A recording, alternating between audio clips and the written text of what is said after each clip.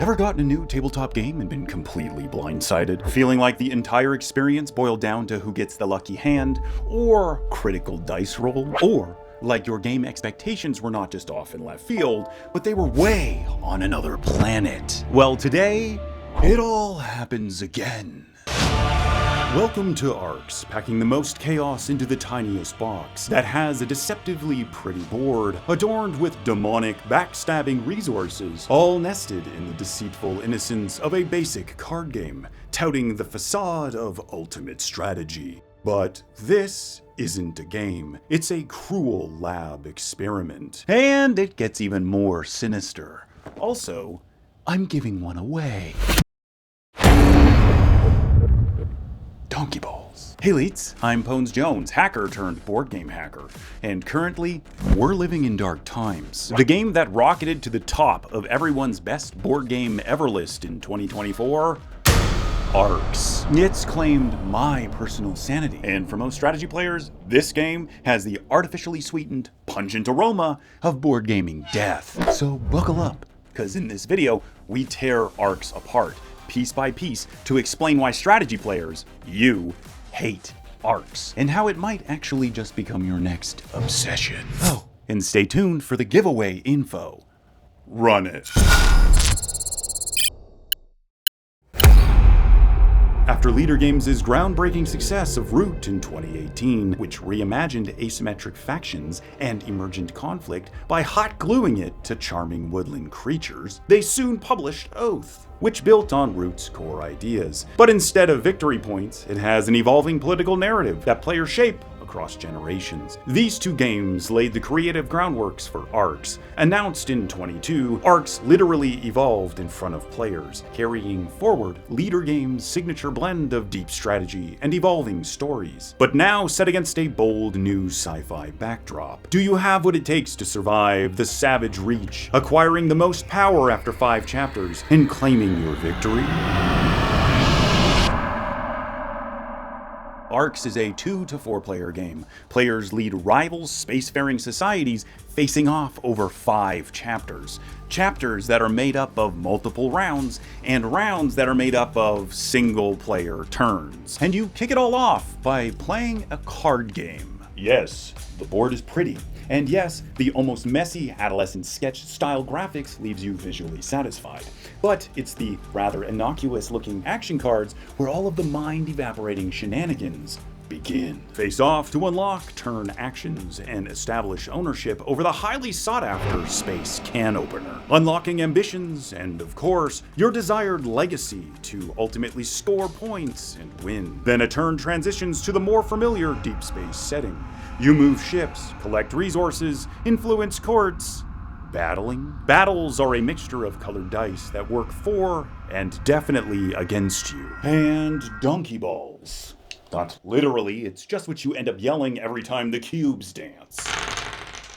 Donkey balls. Lastly, spending resources you tax out of yours and your enemies' cities. These resources flip the known game structure on its head, enabling all sorts of naughty behavior, like spontaneous battles.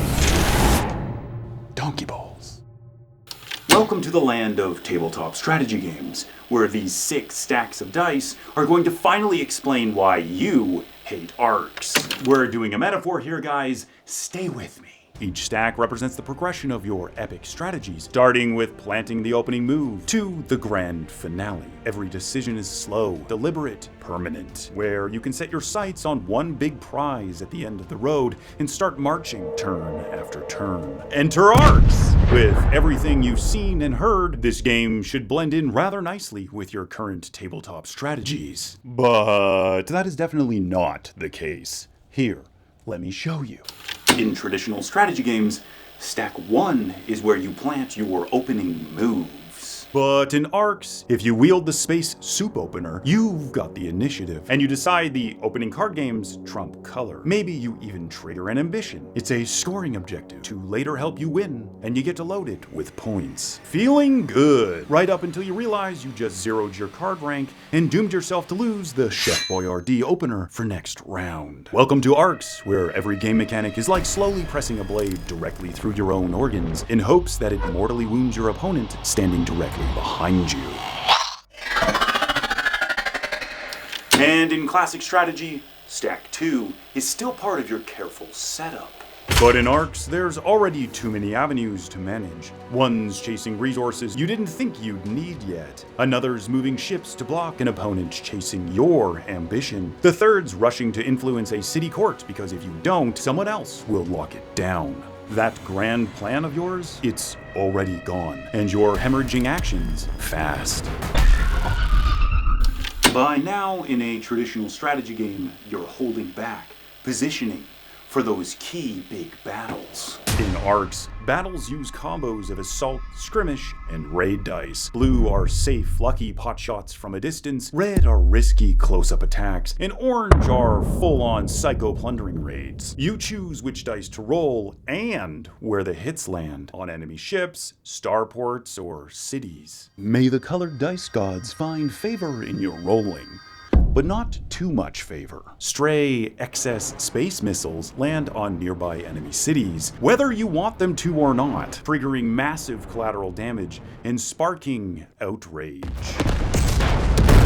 Oh, and the red skirmish dice, well, they're riddled with enemy return fire. So you're probably taking damage with these more than you're dishing out. See, in ARCS, a combat sequence isn't the punctuation mark at the end of your plan. It is the sentence. In normal strategy games, this is the tightening phase, where all of your early moves click into place. But in ARCS, you're trying to keep your ships out of the trophy box of the enemy. You're juggling influence to win over city courts before rival agents take your agents captive. And oh look, they just stole a court card, giving them a naughty ability that you may never come back from. This isn't a march to victory. It's a gritty bar fight where the weaponized stools and furniture have already knocked you unconscious.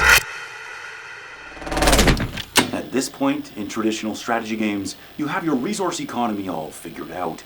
You're earning and spending with tacit predictability. In ARCS, its resources are utter chaos. Not earning them, spending them. The game inverts itself, unlocking unholy plays in almost any direction, turning innocuous cards into battle-ready coin flips, insta-moves, auto-repairs, which means your plan isn't maturing. It's horrifyingly mutated. In regular strategy, this is the grand finale, the intense melting of the glacier pace that you have used thus far to navigate your turns, the big boom. In ARCS, the floor is literally littered with your mistakes, and the board is a glaring reality of your dished-out consequences. Winning feels unobtainable, a distant chuckle of an idea. But if by some cosmic soup lottery you do win, it's not because you followed some master plan. You won because you scavenged something jagged and dangerous out of whatever was left strewn about the floor. Your big plans got prison shanked the instant the first card dropped. And this is why you hate ARCS. It's because it has almost nothing to do with strategy, and because it has everything to do with destroying oneself to capture a win. ARCS won't let you keep your stacks because every decision every single player makes changes the direction of the entire game, immediately and forever. And that is exactly why ARCS is probably your next obsession. The next time you sit down to a game of ARCS, plan nothing. Watch for opportunities and embody the wave-like chaos that you know is already coming. But if you think you're ready to give ARCS another try, hit this video with a like and a share, and make sure you're subbed. Oh, and comment this. Check the description for more info. And yes, this is an SQL injection. I'm a hacker, remember? But what if the next strategy game you play is a legit, regular-style strat game filled with World War II goodness, like tanks, planes, ski troops, and frozen lake crossings? Yes, because in this next video, I show you a game that's a war within a war, a 1939 conflict. Welcome to the frozen hell of the Winter War.